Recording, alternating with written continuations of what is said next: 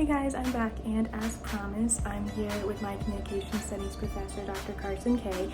I'm about to go into her office, and we are going to be interviewing about Taylor Swift. I'm with my professor, Dr. Kay, and today we'll be talking about Taylor Swift. Dr. Kay, why are you a Taylor Swift fan? Oh, why am I a Taylor Swift fan? So I will say that I've been listening to Taylor Swift since she had her debut album come out way back in the day. I think I was in middle school right around that time, and it wasn't the first album I bought as a hard copy CD, but it was one of the first ones. And I remember hearing her song, Our Song, on the radio and thinking like, who is this chick? Like, this is kind of fun, this is kind of different. I also grew up in the South, and so country music was very prominent in that area. And so I loved a lot of the songs that were really popular on the radio. And then once I started actually diving into her songs, I started Place in This World. I was like, oh my gosh, it's me. I'm coming into myself. Who am I? I don't know. And so I just really resonated with all the themes. I felt like, a lot of the music that I'd been listening to up until that point, I didn't really relate to as much because it just felt so detached from my age. And so it was really exciting to see someone who was talking about things that I was experiencing as well as a young adult. And then I just continued listening to her throughout high school, throughout college, especially once 1989 hit. I personally kind of refound her again. I trailed off slightly during the Red era. I feel like I was late to the Red era entirely. Yeah. But then I kind of refound her once she dropped 1989 and went full pop. And I would just say that I feel like her albums drop right around whenever I need them as a human being. And so I always appreciate when I get a new album from her and listen. I always feel like I can find at least 50% of the songs that I feel like really hit home for me. So because it's relatable, I love her. Oh, yeah, that's so great. What is your favorite Taylor Swift memory? Oh my goodness, favorite Taylor Swift memory. I think honestly, again, I think it probably goes back to the nostalgic days of probably junior year in college when 1989 was out. I remember that me and all my friends were absolutely obsessed with the album, and so we would be studying late. I think it was something either chemistry related or physiology, and so we were exhausted and scared and stressed, and we would just put on one of her songs and just scream in a study room for a little while to unwind. And so it definitely, that album felt like kind of like the band together album whenever we were having a stressful moment as a friend group.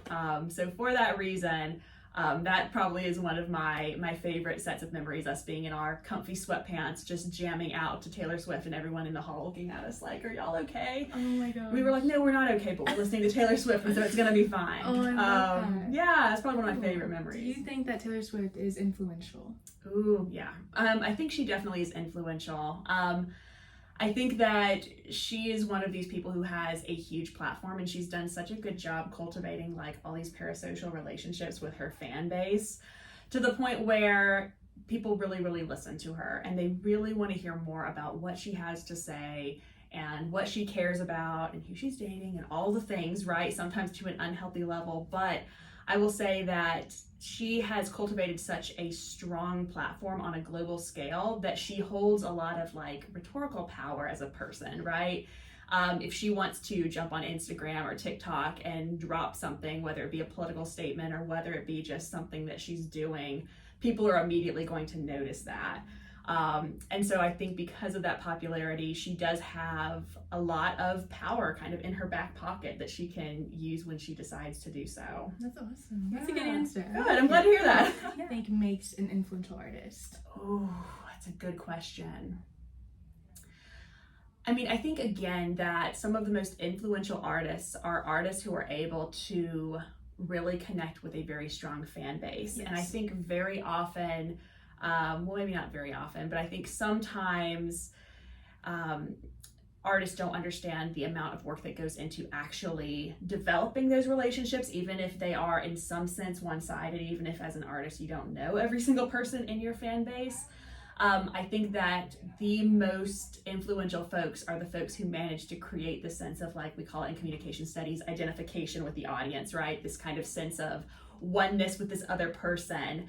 And so I think that artists who are able to recognize the importance of the fan base and understand the importance of just continuing to interact with them and appreciate them and publicly acknowledge that part of their success is because people are really, really fascinated and really appreciate the work they're doing. That additional level of humility, I think, is what sets many artists apart. When I think of the most influential artists, the commonality I see across the board is like their fans are like, they are the best human being ever and we will fight for them. And so the people who recognize that and put the work that goes into that, I think are the ones who really stand out as being most influential. Awesome. That's great. Well, that's all I have for you, but is there anything else that you would like to add that we haven't said yet? Oh, it's such a good question. Do I have anything else that I would add? You know, I think honestly, the only other thing that I would add is that, you know, I've always appreciated the fact, I think she made in an interview a comment about how, you know, the worst type of person is someone who makes other people feel bad for being excited about things. So true. And absolutely, like regardless of your interests, I think that I appreciate that overarching mentality, which is a reason why I think I continue to be so like impressed by her work overall, is kind of her outlook on life. And so that has always stood out to me and is something that I always remember, that like it's okay to get excited about the little things in life if they bring you joy. So that's the only other thing I would add. So that's a good answer too. I love Good. that. Cool. Okay. Awesome. Well, thank you, Dr. K, for making time to be here today. I bet my bloggers are super excited about this. Excellent. Well, I was happy to be here. Thanks. What a great interview that was with Dr. K. I'm so glad she was able to join us today. Unfortunately, this is going to be a wrap on my blogs, at least for a little while. It's time for me to start focusing on finals week and getting the semester done with. So thanks guys so much for all your support, and I hope to start writing again soon. Bye.